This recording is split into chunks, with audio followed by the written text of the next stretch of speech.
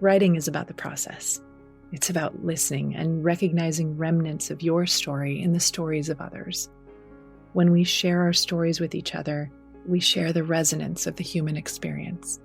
The By Firelight podcast is your invitation to join our circle, a circle of writers, poets, seekers, and storytellers as we capture our living in words.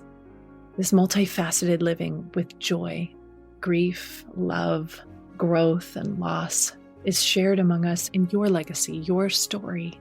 The things you choose to do with your days as they unfold matter here. I'm your host, Betsy Delzer.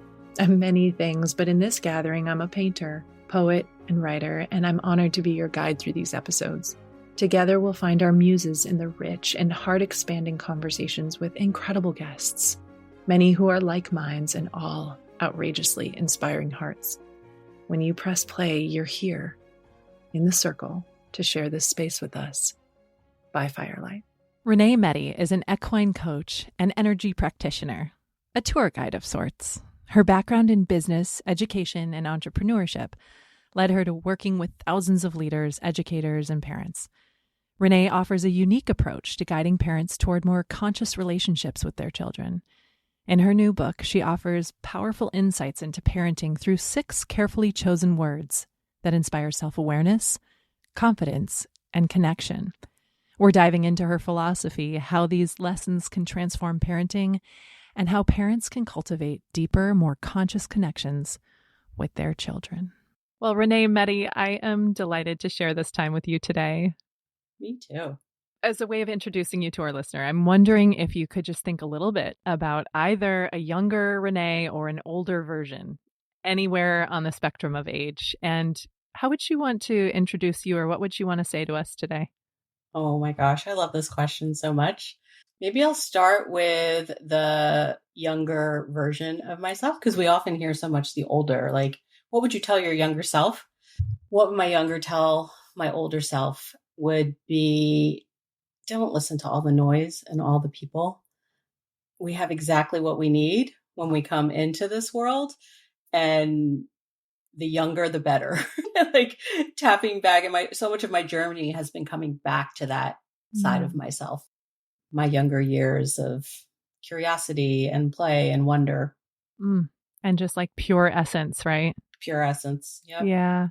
You know, speaking of that, I was thinking just so excitedly about getting to see you and connect and really honestly just catch up today. And I was thinking about how I found you in the world. Do you remember how I found you? I'm trying. It was through the mindfulness, and it wasn't at the conference, right? We already knew each other at the conference. So I was embarking on learning as much as I could about mindfulness in schools. And I had friends in Seattle and I had friends in Nashville. And I just Googled like mindfulness in schools in Seattle, mindfulness in schools in Nashville. And I made some trips out of it just to learn. And so I tracked you down and I just said, hi, I'm coming to Seattle. I'm curious about the school where you were working and the school that you had founded at the time. And you invited me in. And I think I came and just observed and walked into this like little wonderland. And then it was within moments, I just was like, this woman is legit. Like, I just was so excited. And I think we went and had like a nice long lunch at a restaurant nearby. You were at my house at some point. Was that the same trip? I know. I feel, I don't even know. I can't plot it all together, but I'm like, I know that I found you in a Google search. I know. Isn't that wild? Those were the days. Those were the days. A little bit simpler times. A little bit simpler times. A little less noise. A little less noise. And we've kept in touch in like annually kind of touching into what we're both involved in and such. And I would just love to give the listener a little bit of a framework of like, what are you out there in the world doing, or what's your journey been with regard to even mindfulness in schools? Are you still at the Cove? I still drive division and I still do admissions, but the Cove is still alive and kicking. And, you know, amazing. I think of the Cove as pre-COVID and post-COVID. Just, you know, as you know, education and schools have suffered greatly through that. And so we managed as best we could. And so, yeah, the school is still around. And from that, you know, if anyone spends 5 minutes or more with me, will find that I have my hands in a lot of different things. But what I've realized more recently is the thread is the same across 4 businesses that potentially could look like 4 random things, which is expanding people's capacity for consciousness and just bringing a whole lot of intention to the life we live, how we raise children, how we lead, how we run businesses, how we engage with each other. Wow. Oh my gosh. Yes, this is everything why we're here and why we're talking. So let's just go a little bit into like the logistics of, because I'm an entrepreneur at heart, even though I live under this umbrella of public education. It's quite a guise. I don't know how you reconcile that, but all the power to you. I tried. It was not working well. I know. So I know you have a few different degrees, right? You've got your business degree, you've got special ed, and then you've got early childhood, all these kind of things that weave together. So when you started the Cove, did you think this was going to be like, did you have an idea you were going to branch into kind of different areas? No, the Cove was a means to an end is how it started. It ended up being a call that I answered. The way I would describe is like my background's in business, education, and entrepreneurship. Because I started out in corporate for 5 years, switched over to early childhood and special education, worked with middle school kiddos with emotional behavioral disorders as like my very first teaching job, which is what I wanted. And I realized through that I didn't care a whole lot about the academic side of things. I cared a lot about the social and emotional well-being back in the time when that was not really focused on. And so I created a lot of stress for myself because the gap was so big of what I thought I was supposed to be doing in the classroom versus what I really was called to do, which is to see children and, give space for them to be who they are, not who we expect them to be. So after 7 years of teaching and despising it and saying, I'm never teaching again, started my own wedding and event planning business because I was thinking about the future of having children and wanting a flexible schedule and that kind of thing. And so the school actually came out of my other business being a forcing function as I started having children, started an in-home daycare so that I could create the program I wanted for my kiddos, vet the teachers while I was working basically on this other business. Right. And then through the daycare was like, I'm not a daycare person either, but I did have a brief, inspiration that one day I might own a preschool. And that was really like in my early 20s, working at a daycare, watching the preschool teacher become the administrator, and she just was like 25 and just got engaged and was like all the things that like someday I was hoping for myself. And so I transitioned the daycare into preschool. So it started out as your kind of, I'd say the clientele were like the families that wanted the best preschool to get to the best elementary school, to get to the best high school, to the best college. And within 6 months, I was like, this didn't feel right. This is not what I want. And I transitioned to a mindfulness-based preschool, which was so early back in like 2009, 2010. Mindfulness in education was starting to emerge more popularly, but that age group became very controversial because I heard things like they're too young for you to do that with them. And you shouldn't, like, in the mindfulness and meditation field, there's do no harm, right? And I'm like, but it just like, they're already there. Like the problem wasn't introducing them to it. It was understanding that the adults were taking them out of the present moment. And so once I transitioned to the preschool, I still was doing wedding and events on the weekends and in the summer, but it very clearly became like, oh, this was, I never wanted a school. This was not me. This was divinely guided by whatever power you want to call it. But I was the person just to birth it into the world. So since then, it's like following the breadcrumbs to like, what's next? Because that led me to doing parenting workshops because parents like, what's this mindfulness thing you're doing? Which then led me to, oh, you need to bring this into our organizations, and started me on the speaking circuit for both, leadership and education, and getting back and working with adults. And so coaching and consulting. And then you asked earlier before we jumped on about this equine therapy, which I'm actually doing equine coaching. And so like it's like connecting the dots backwards. Every little step just is expanding my own capacity for consciousness. Yeah. Yeah. Wow. Okay. I want to take a moment to just think about all those transitions that you just talked us through, because, 7 on the Enneagram and big visionary such as myself, Yep. like that just makes my heart like race and zip in the best way. So did all of those transitions that you're talking about, teaching in a traditional setting, to your wedding planning, to the daycare, to the preschool, right? I think I got those stepping stones right. Yep. Mm-hmm. Did those all happen like pre 35 years old? Yes. So it's like, yeah. So you were fairly like a fairly young adult, having quite a different like pivots along the way and like Yes. following, listening. What do you think allowed you, or like kind of, I hear a lot of times people are like looking for permission, or they're like leaning into like, I want this change, but I'm not really sure how to pursue it or how to get the clarity to do it. Like, what in those years of your life allowed you just the trust in self to follow the next thing? Was it just super clear to you, or how did that work? Trust is a funny thing because I'm still learning how to trust myself. I have an incredibly supportive partner. So at the time when I started all this, we weren't married yet, but we have since gotten married, and it didn't come without struggle. So I remember telling my parents I wanted to teach before I entered college, I think. And they were basically like, you won't make any money. Like, basically, no. So the permission thing is funny because I was always asking for permission, like just from my background and the culture I grew up in, and a variety of, just the innocence, not in a bad way, that I lost in that curiosity. Like, there was a path, there were a lot of shoulds, and also a 7 Enneagram. And the deepest learning I think I did about myself that would lend to the question that you're asking actually happened post 35.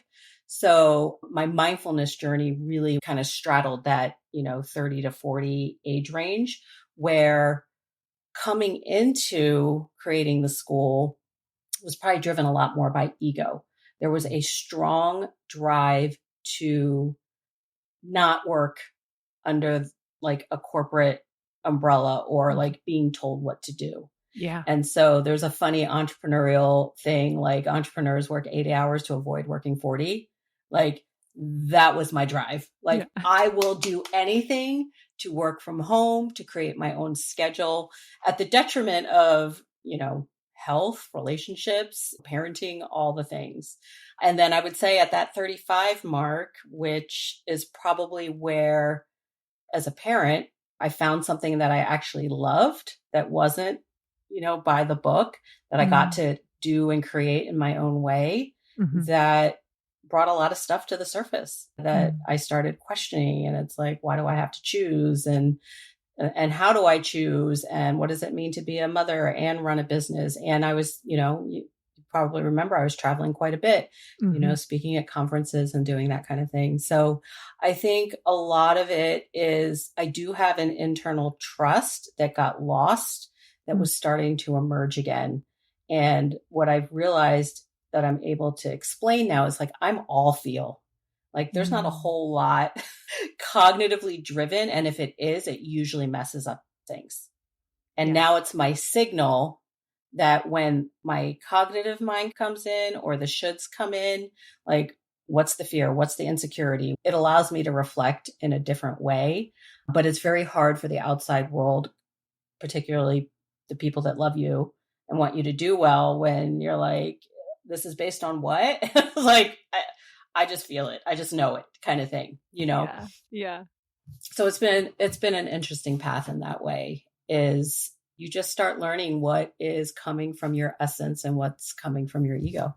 Yeah. There's such a delineation there when we start to, especially when we get quiet and we can start to get to know that, and it's not quite so confusing, because you're like, oh, well, here we are again. Yeah.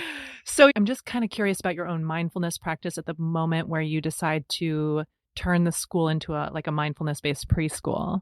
Were you kind of in an early phase of your own mindfulness journey at that point? Yeah, no, it really, the mindfulness preschool came before my own journey.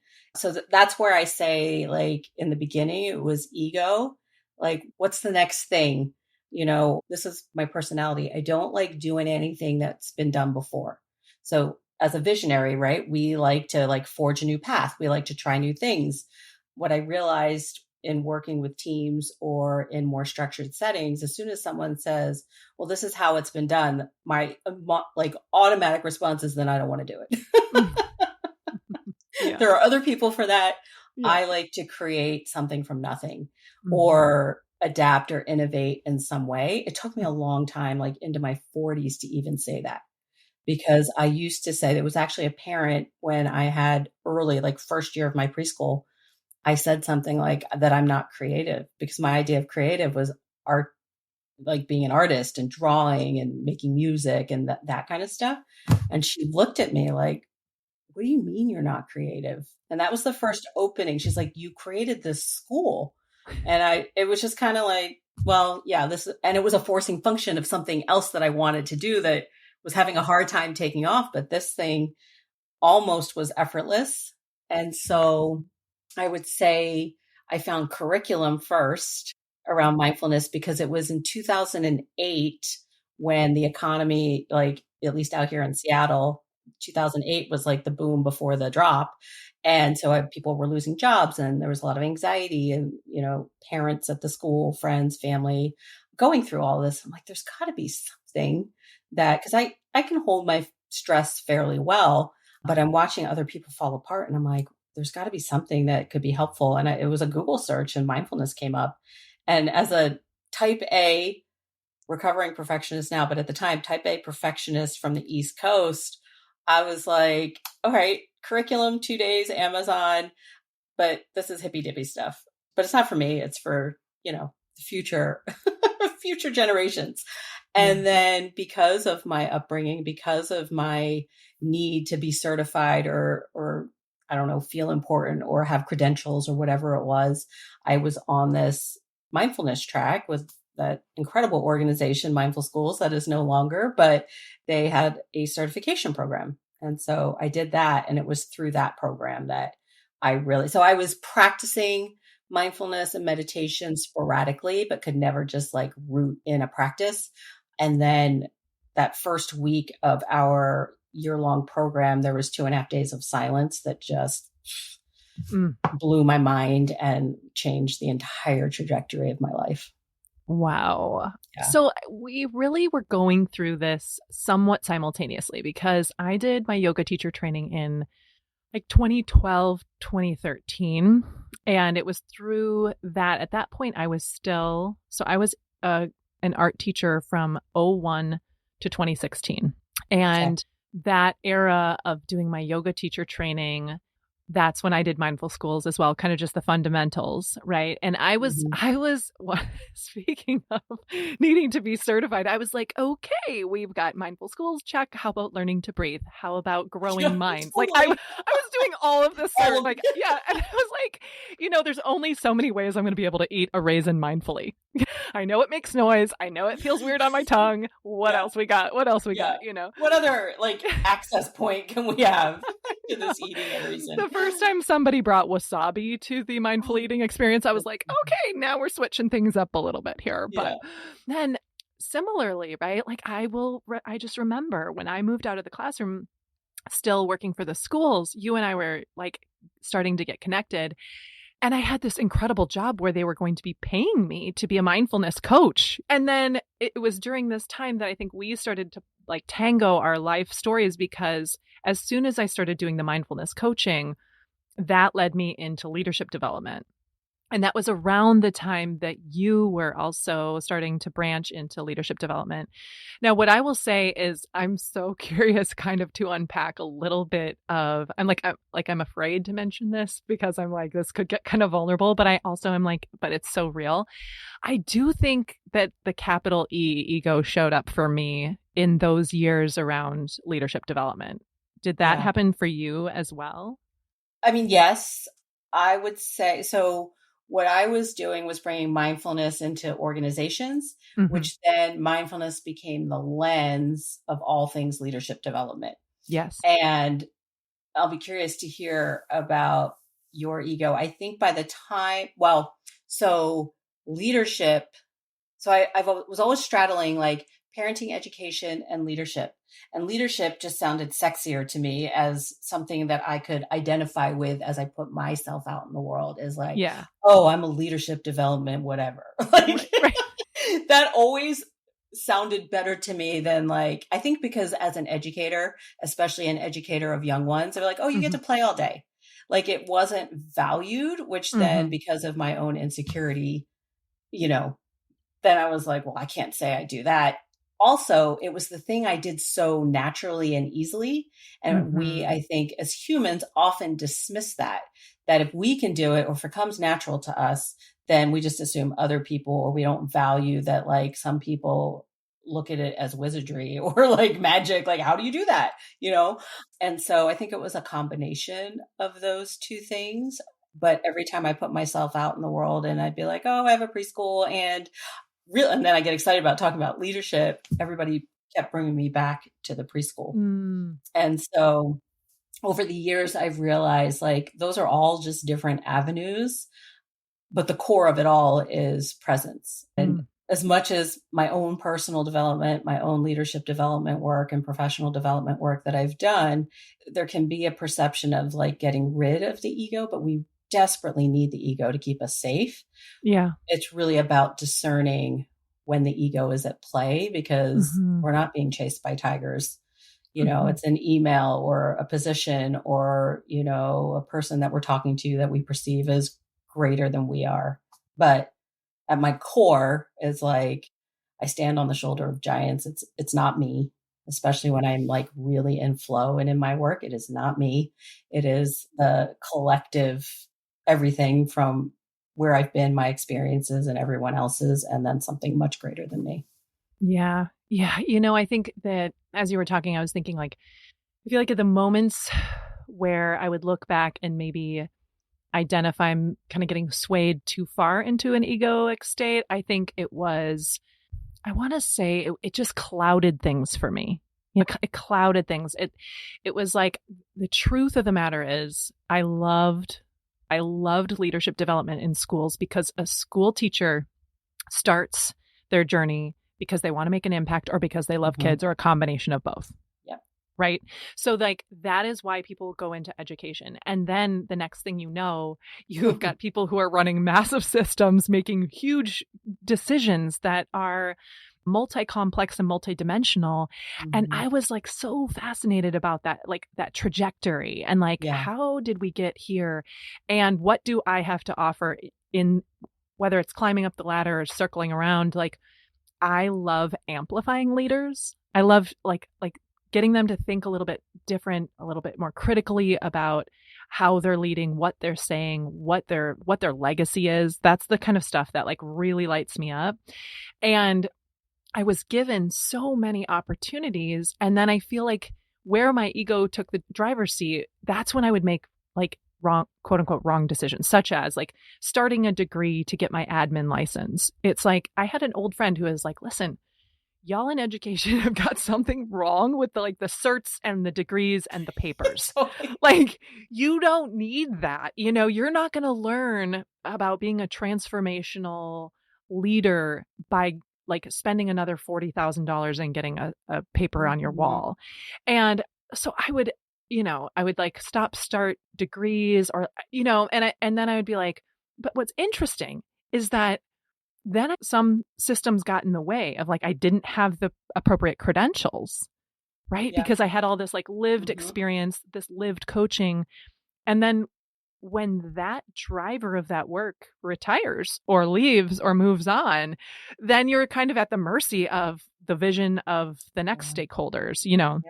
And so I really have found, despite the fact that, I just finished 24 years in public ed, like it's been nothing short of a roller coaster, with a lot of loops in there, and I've seen some great vistas, and I've had to hold on for dear life. Yep, so absolutely. So are you still doing, I think the last time we connected, you were still kind of in the leadership realm, and I was transitioning into social emotional learning coordination and more systems work with social emotional learning.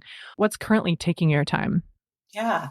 So I had a great mentor that part of entrepreneurship too, it was to be there for my family. And it was like, I wanted to be there and available for my family, for the games, for the concerts, for the whatever at school and volunteering. And this mentor really was able to help me see that my actions weren't aligned with my values because I was spending a lot of time working or trying to spin up the next thing, right? Because as an entrepreneur, you don't get a steady paycheck. You're always having to innovate and reinvent and change things up. And so my children now, who are 15, 17, and 19, and just, we're at that tail end. My youngest is driver's ed and almost ready to drive. So I feel like in the past several years I've been in this space where putting family first has been really important. So in that process, what I dropped was all the half-baked projects that I thought might be the next thing to bring in the next revenue stream. I am still in the leadership space with a couple of clients, coaching and consulting in organizations. And then most recently brought horses into the mix to coach, partnering with horses. And so I spend a lot of time at the barn, being with the horses, getting to know my horses to see what kind of gifts that can show up, working with clients and starting to build that. That was a 2-year program, and that I am now, I guess in January is when I kind of officially launched Trusting Equus, which is coaching with horses, and I'm doing retreats. So I'm still doing coaching and consulting and leadership development.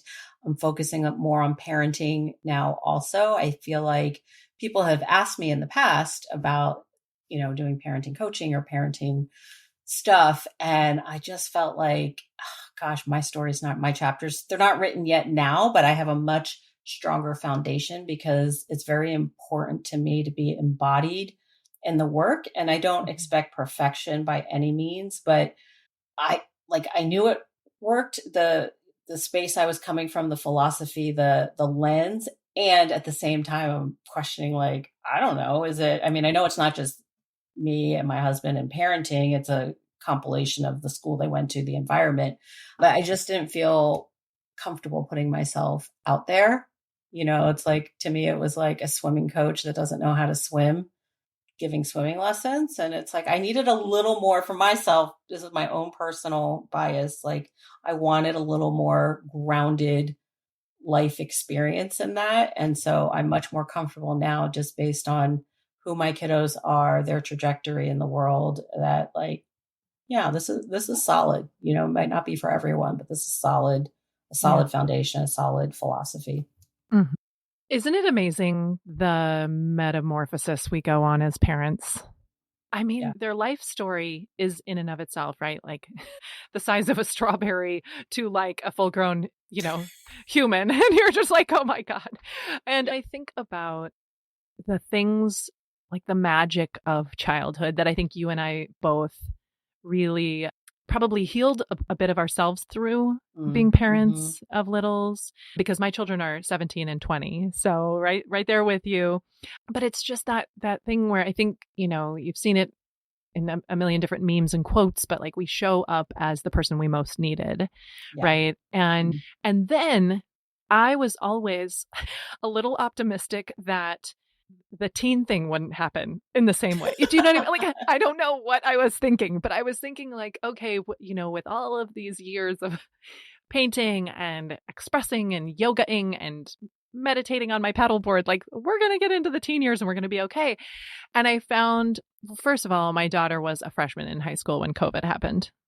Yeah. So it really hit my children at really unique times of development, where freshman, sophomore year for Coco was just riddled with the pandemic. And then my son was like 6th and 7th grade, so like each of those phases of development really kind of took a little jagged line with that pandemic piece, as I'm sure you can relate. And then we got into their teens and we had some life transitions. Their father and I are no longer together, peacefully so, but we're just not in a partnership in the same way that we were. And then I'm getting to know this completely new version of them, right? Yeah. And like ultimately, it's a new version of me too. because you're not, as much as I would like to like go cliff jumping and like have ice cream down by Lake Mendota in Madison, it's like, that's not really what they want to do anymore. If we're going to spend quality time together, it's probably behind a red card at Target, like there's just different points of connection. So I'm curious, as kind of your insights have grown into parenting, what have you learned along that metamorphosis or that evolution of sorts? So much, so much. Like, I've always been fairly obsessed with human behavior and why people, like, from little itty bitty baby to where they end up. And so it's been an interesting metamorphosis, because if I look at myself as a parent when they were younger, more high strung, much more stressed out, much more. And I was pretty chill even still, but for myself, like, it came in spurts. Like, I'm a good until I'm not good. And then like spike. So like in the mindfulness field, when I would say that I yell at my children, people are like, you're like the mindfulness woman. Why? And I'm like, mindfulness doesn't like cut all that out. It just brings more awareness. So you have a different point or trajectory that you can take.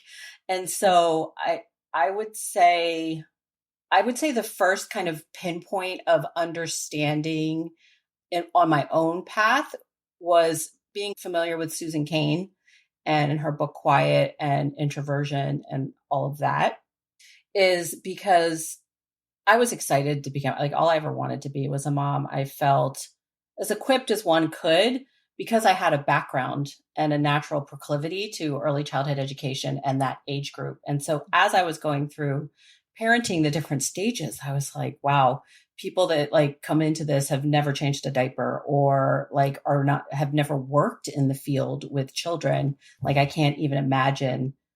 I would try and put myself in another field that I know nothing about, like being a surgeon or something, like, and I'm like, this is like surgery for some people. Like, you have this like living being that you have to keep alive. And so I think I was just on autopilot quite a bit until my mindfulness journey and bringing those moments of awareness. But I read the book, I listened to the podcast or interviews with Susan Cain, but I saw her in person locally here in Washington.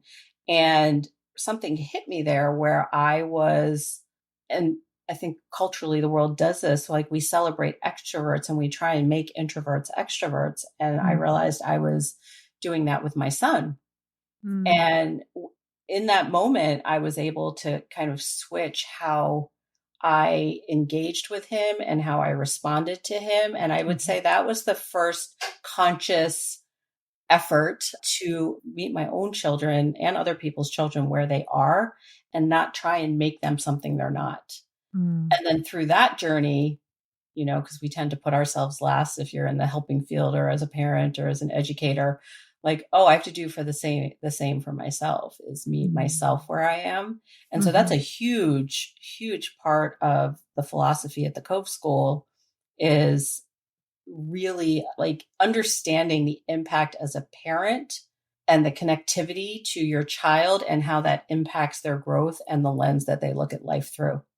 And you can't think about it too much and take it too seriously because you drive yourself crazy. So it's this like fine balance of like being intentional, understanding that, they model a lot by what you do and how you are more than what you say.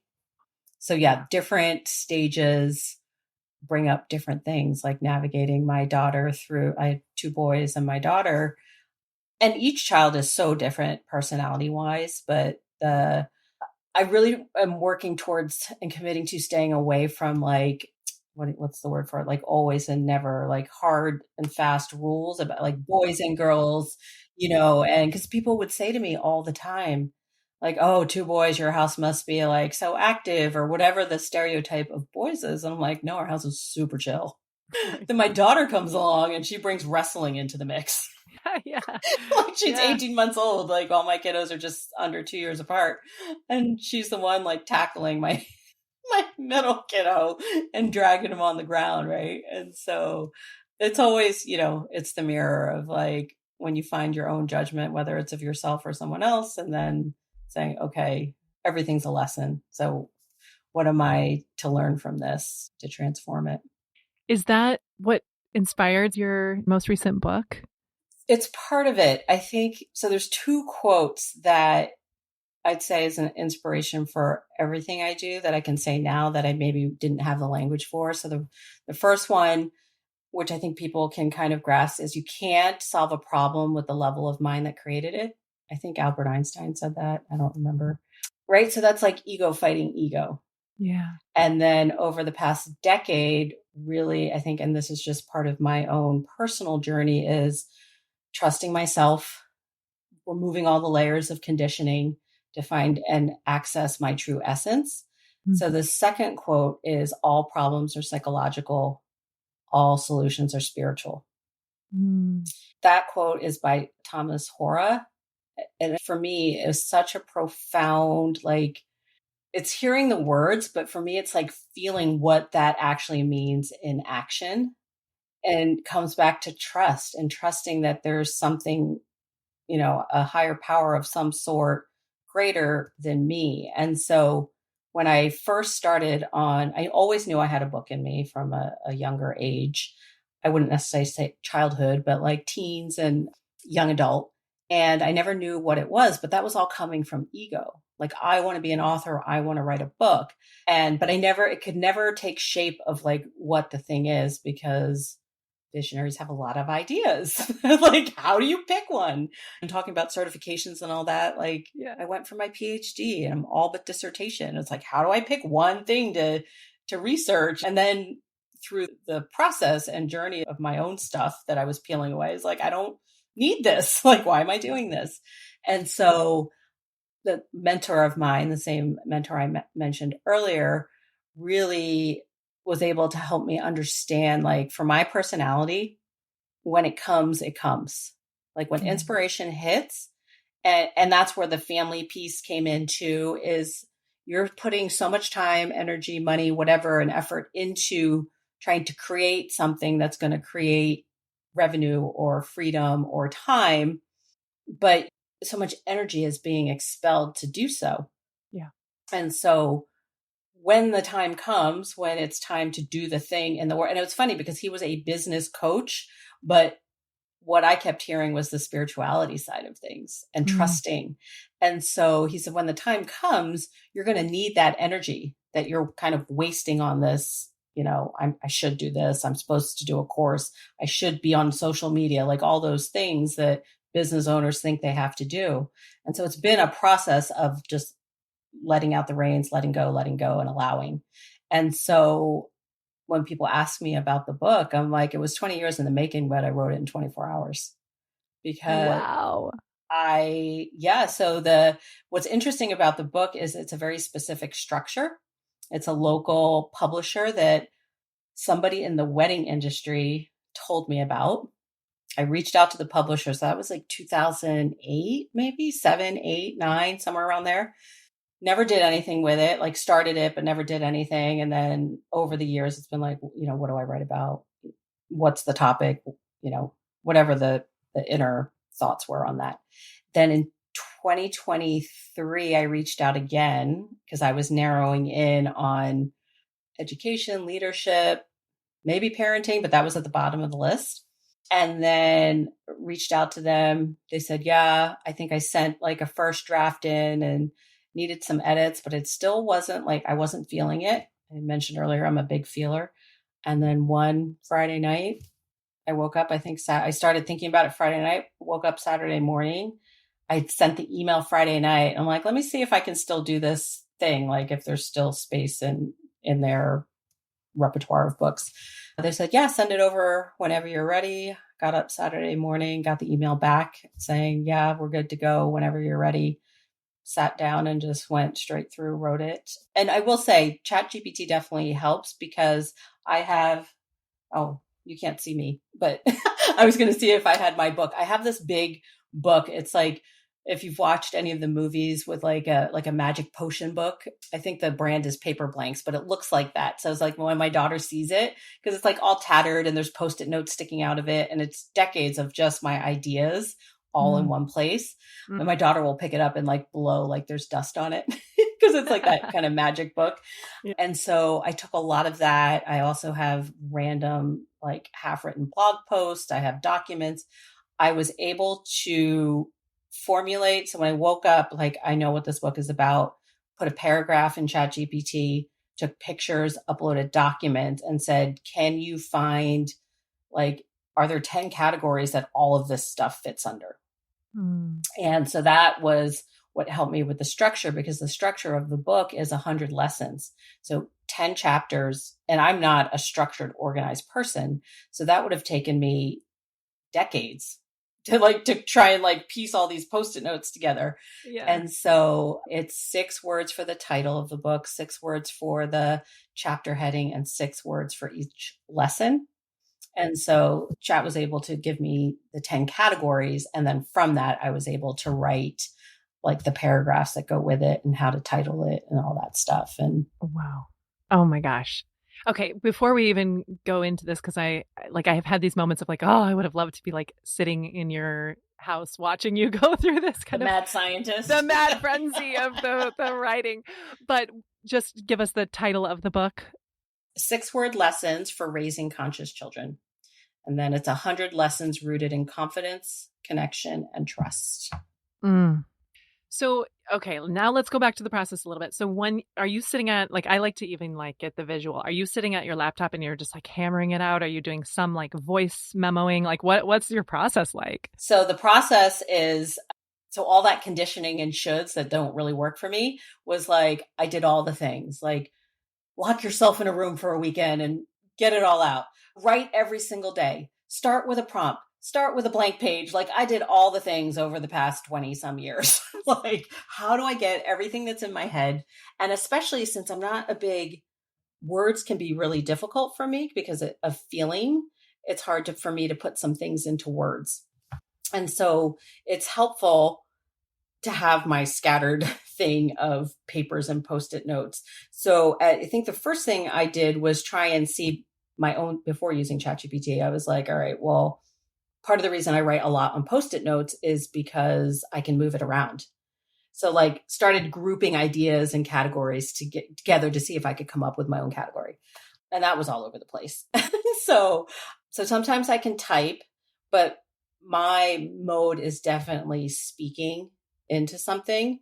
And now with Otter AI or some of those transcriptions, it's great because you can just speak into it and then you can edit on, digitally. So there was a lot more speaking into it and then being able to take that and reword it digitally. The other thing is I cannot work on I'm much more productive and efficient. Like I don't know what my screen is, 27-inch screen, whatever. Mm-hmm. So I can have multiple platforms up, multiple, screens and Word docs and Google Drive files. And like in the past, I've tried color coding. So for me, and just the way I operate in the world, can be pretty haphazard, but trusting that exactly, because sometimes you start writing and then you're like, your book is, or manuscript or whatever is kind of finished. And you're like, oh, what about these 10 other things? And so, and I'll be curious to hear your perspective on this because you talk to a lot of writers, and I was always fascinated by, I'm like, how do these people pump out books like every year and just have this library of books that they've written? I'm like, I can't even get one out of me.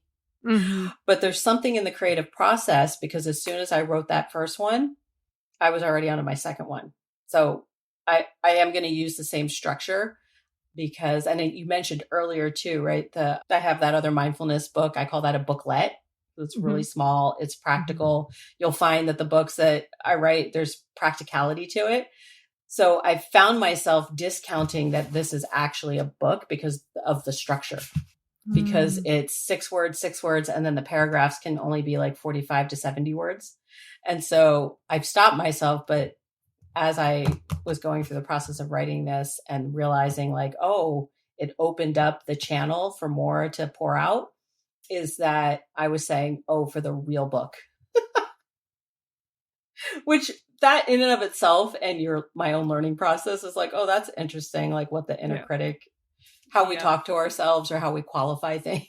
Yeah. It's like, oh, I didn't write a book. It's a booklet. Oh yeah, this is a great book, but the real book is coming. Like this current book is a real book, and it's probably more applicable than the long form that I'm imagining in my head that might be next.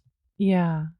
Well, sticking with technique for just a moment, and Yeah. in terms of like speaking to other writers, it's so vast. It's so unique to each imprint and fingerprint of each person, because I've spoken to people who have like a deep ritual and they've got like, a stone from a grandfather and they're burning incense in a set time Oh, of day wow. that they're, Yeah. that they're doing Yep. something. And then I've got people who are writing on napkins and they feel like a little less committed if it's on a napkin. And then it just, Totally. like this can be thrown away, I was going to say, it's like the Post-it note. It can be thrown away, but a page Mhm. feels like I've Woo! invested so much time, you know? Yeah. And Mhm. then I think there's a number of us, and probably the same people who have a repertoire of mindfulness certs are probably the same people who have done morning pages and, Yep. Done all that. the, yep, all the things that we try to do to train ourselves to get ready for the thing that we've known we're going to birth all along. Uh-huh. Mm-hmm. Yeah. Yep. Your 100 lessons.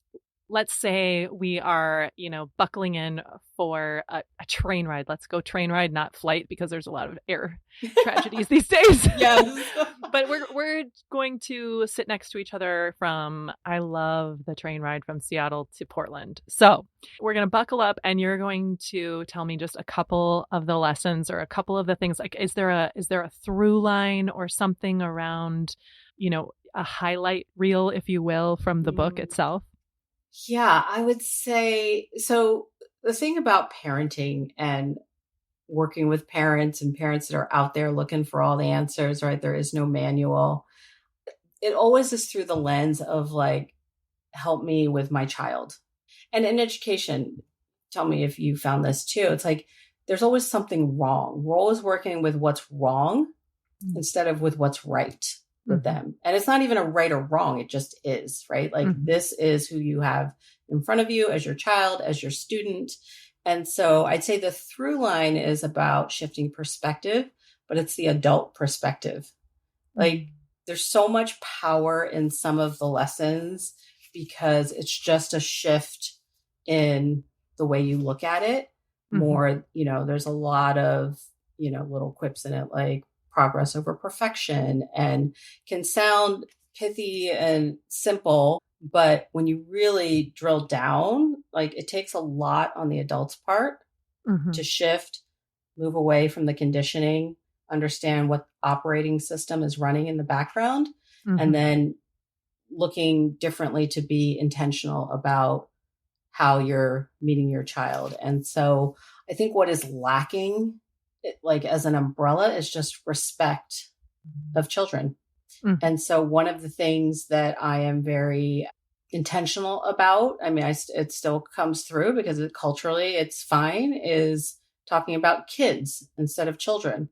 And, a group of kids in the playground is less to me. If there's something that like literally makes my body system viscerally do something when someone says, my kid this, my kid that. And for some reason, I don't know what it is. It's something that I'm like, I probably should dig into, but there's a disrespect, or there's still in this day and age, a kind of a top down effect. Yeah.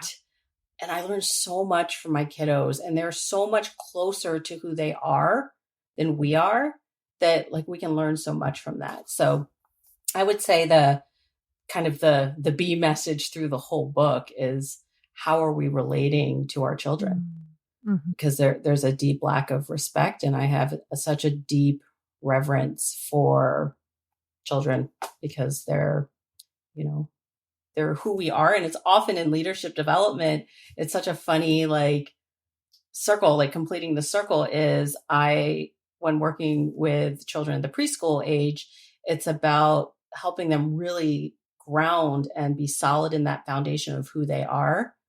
And then working with adults, it's peeling away all the layers of conditioning to get them back to who they are.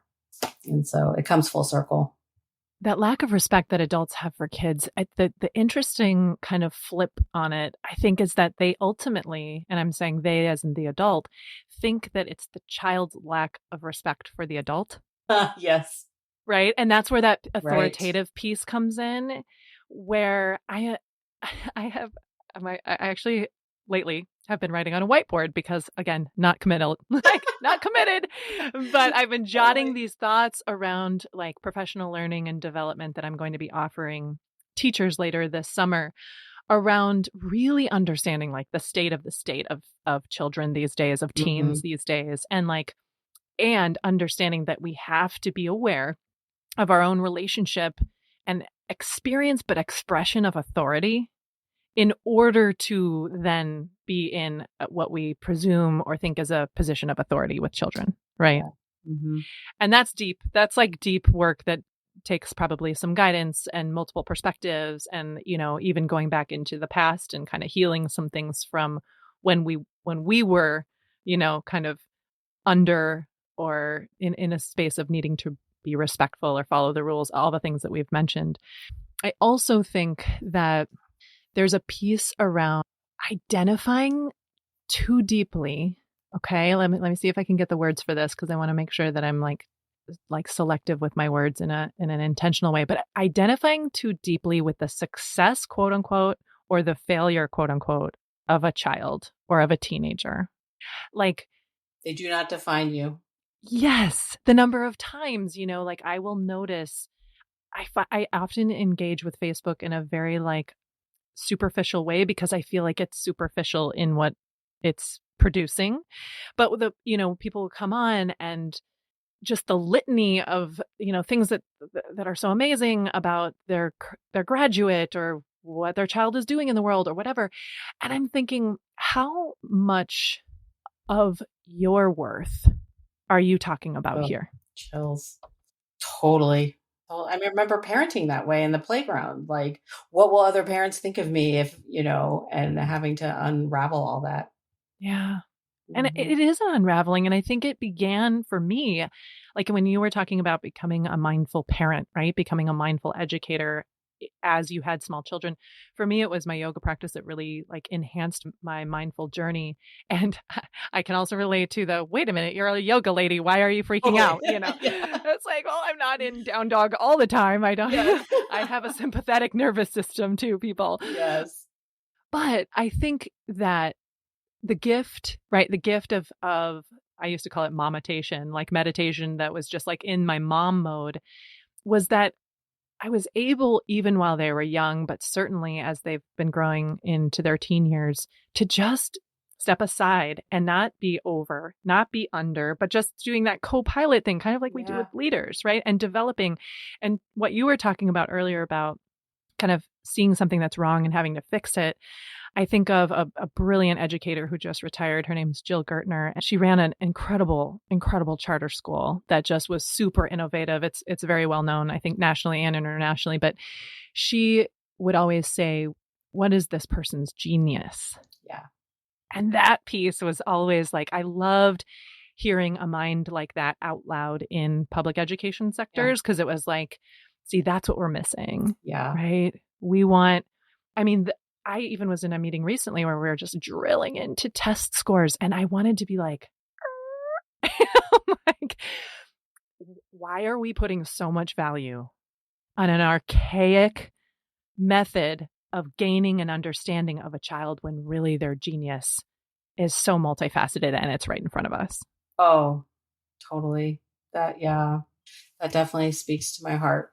I did a lot of, you were talking about the teenage years and being like overly optimistic about that.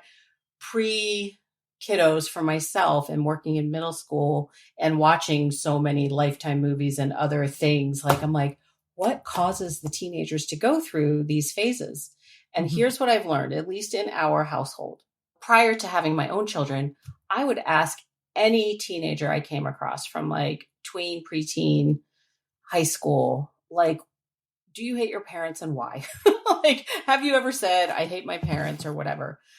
And 100% I've asked thousands of children this question, and 100% of the answer was they don't listen. And so I think subconsciously made it my own mission for my own children to listen to them, not listen for what I wanted to hear. And again, that comes with meeting people where they're at. And so I can now see in our household the moments that are, first of all, my children are super regulated. You've got the female hormone component, that adds a little complexity to that, but that is very quickly regulated, right?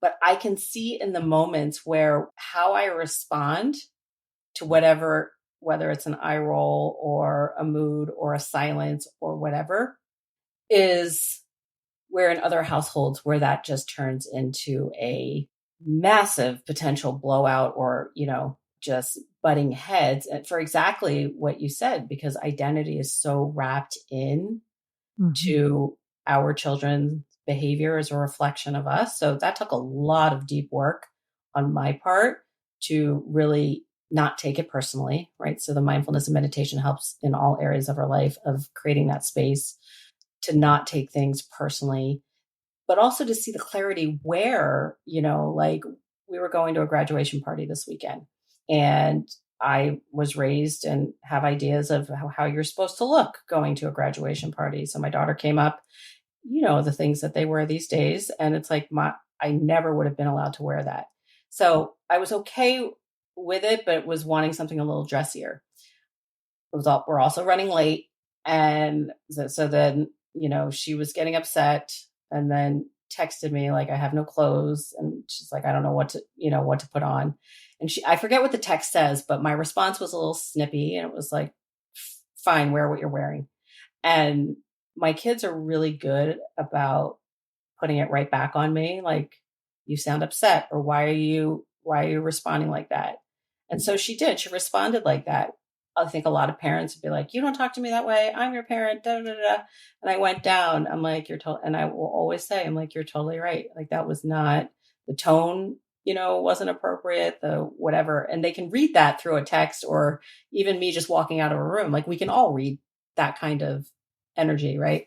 But I think there's just so much in the authority or the like top down hierarchy. Like, we're supposed to teach them something. It's like, well, and I think you mentioned this, and an example you used was like, they're acting the way they're acting because you've modeled that for you. Like, we don't have fighting in our house, but my husband and I aren't yelling at each other all the time either. So there's a lot in the modeling and what they're picking up, and less about the words that are being said, although that does have an impact depending on what's going on, but the way in which we treat each other. Like, we all have a deep level of respect for each other. It's not perfect, obviously, and we're all human and have these emotions, but we don't, it goes by quickly and gets, reversed or talked about or whatever, much quicker than letting it linger. Yeah. The piece of not listening, I think the one guiding light that I really tried to live by and still do in my parenting is I want my children to always know that I enjoy their presence. Yes. Oh, full body chills. Yeah. Like, whether it's just going out for dinners or whatever it is that we're doing that's spending time together, like really communicating, but authentically, Yes. authentically communicating, because they know too. They know 100% Smell it a mile away. Yeah. Mm-hmm. I'm thinking, Renee, first of all, I'm thinking, God, you're just such a wealth of knowledge and incredible. And it's no wonder that you've done a million things and that you're coaching and curating experiences for people. And I could talk to you all day, but I know we need to come to a close pretty soon here. I'm thinking about somebody who may be listening, who I would say the demographic that I draw is probably close to who you and I are, in the sense of, creatives who may not even know that they're creative, and writers who may not be willing to embark on something like a real book, those types of things. But I want to think right now about a parent who is listening to this, and whether or not consciously they're realizing it, but are feeling like they've done something wrong, or they are doing something wrong. What is a small bit of wisdom that you could share just in that moment of like if they might be having something as strong as the thought of like, man, I'm really this up, or like, oh, I don't do that at all with my kid, or, just some of those thoughts that start to spiral us into like, I'm messing this up. What would you say to that person right here? I would definitely say give yourself grace. I would say parenting is the hardest. Oh, I'm going to get emotional.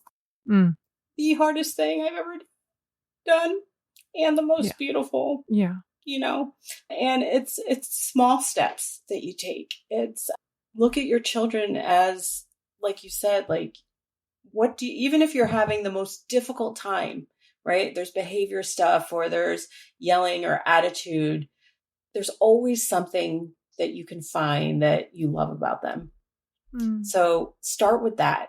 What do you love about them? And spend more time on what's going well, what is beautiful about them, what their genius is. And it's the little steps, because little shifts will make such a big difference. Because like you said earlier, it's like they feel it too. It definitely has to come from a genuine place. And I think this is one thing that I think can be really helpful. And we do this with our 2.5-year-olds, is replacing words. So instead of I can't. So if you're a parent right now that's listening is like, I've totally messed this up. It's too late. It's never too late. You can always shift a relationship and be transparent about it. Like, I haven't made the best decisions. I want to improve this. I'm working on it. But the word can't. So if you're like, I can't turn this around, ask yourself, how can I turn this around? How can I find the good in my child? How can I find the light that might be buried deep within them right now? How can I find the light and help shine it back to them? And then the longer, harder part is where it requires our own work, is the not taking it personally. Like, every behavior communicates a need. Figure out what they need, which is usually, I would say 99.9% of the time, is to be seen, heard, and held. So like, that's truly listen. Beautiful advice. Yeah. Beautiful advice. I'm going to go for one more because this. I know you can do it. Let's say that there's somebody who is listening who's like, oh my God, I think I have been thinking about who they should be, not who they are. And they're feeling like maybe a realization like, who I might have missed. Like, how do I even begin to really have that aha of looking into kind of like that realization you had around introverts and your son, and like pausing and allowing him to kind of be who he was designed to be, so to speak. If somebody's just starting the process and maybe gets off this podcast, goes look at your book, looks at your resources that we'll link in the show notes, like, how do they begin to not project the who and the person onto their kid, but they like open up the veil of who that child is? I mean, it's kind of twofold, because it means you have to start looking at yourself, right? And so what are your driving motivations, and what is your identity attachment to your child? But from a really practical, like, if you're trying to see who your child really is, depends on their age. If they're older, like, have a conversation with them. Some of them have been ingrained for so long, they don't even know who they are as a young adult or teenager. Look back to who they were when they came out of the womb. Were they, like, I can pinpoint when they were in the womb, the kiddo that was more structured, and I knew when they would burp, or when they would like move, or when they would nap, or when they would have hiccups. But 1, 2, 3 years old, like, who were they then? Were they a little bit more disorganized? Were they pretty structured? I mean, I remember working in a daycare when I was in my teens, and this little this firstborn, she was 3 years old, and her nap time, like, she would pull the blanket out and everything had to be perfect and corners had to meet. And then her little sister was like the child that was kind of all over the place. And so you can start seeing some personality types, and sit back and observe your child, especially if they're younger. Watch how they play. Watch what they do at the playground. Watch what they do with a puzzle, or if you have a playroom or a play, like a toy chest or something, like, how do they engage with materials? Yeah. Well, this has just been such a treat. I know that I have some note-taking listeners who are probably just scurrying notes, maybe on Post-its, maybe on whiteboards. Maybe. Is there anything else you want to say to the listener right now, or anything that we haven't covered that you'd like to honor before we say goodbye? I guess the one thing specifically on parenting is that it's a journey and a process, and you're never going to arrive. So you can just like take that out of the equation, is that it's a moment to moment journey. And in every moment, you have an opportunity to shift perspective, change your actions, understand what your values are. And it's a way that you grow yourself, but also together in the relationship. Oh, I love that so much. Where can people find you, or where would you like them to find your book? Yeah, so my book is on Amazon. Again, it is 6-word lessons for raising conscious children. And my website, I guess the easiest website is reneemetty.com. And then it gives you the 4 different options / businesses of how you can expand your own capacity for consciousness. Yeah. Thank you so much. So very, very much for the evolution of your own process and journey, but then your willingness to see it through and share it with us. I'm so grateful. Oh, me too. Thank you so much for having me. And I'm so glad you have this platform for people. And it was really great to catch up. By Firelight is a Lit Path Studios production and is produced by Jamie Gale and Betsy Delzer. Music is by Legito Music and Pond 5. Thank you for being a part of our beautiful collection of stories.